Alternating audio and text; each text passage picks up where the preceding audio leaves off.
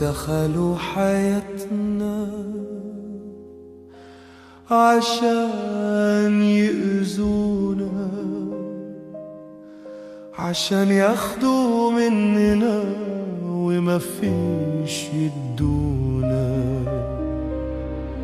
لو أسأنا الظن بيهم اتهمونا، ولو حسنا الظن التهمونا. مش عارفين نعمل ايه معاهم،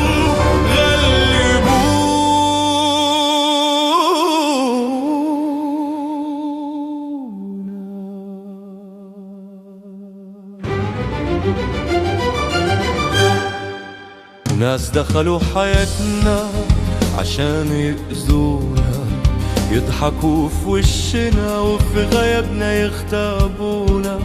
ويا ريتهم بالسخرية يكتفونا، لكن يتمادونا ويلعنونا ويلعنوا اللي جابونا. يا ريت الناس دول يرحمونا ويخفوا عنا قبل ما يخسرونا، لأنهم بعد كده مش هيلاقونا. وربنا يبعت لهم ناس زيهم يخدعوهم زي ما خدعونا، أو يبعت لهم بلوى زي نيتهم تشغلهم عنا ويريحونا.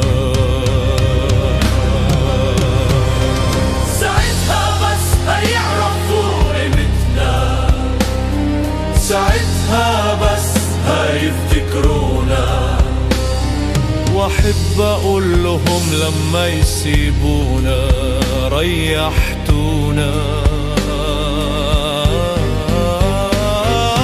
مش عاوزينكم تفتكرونا، لا نستونا ولا شرفتونا ولا تنتظرونا.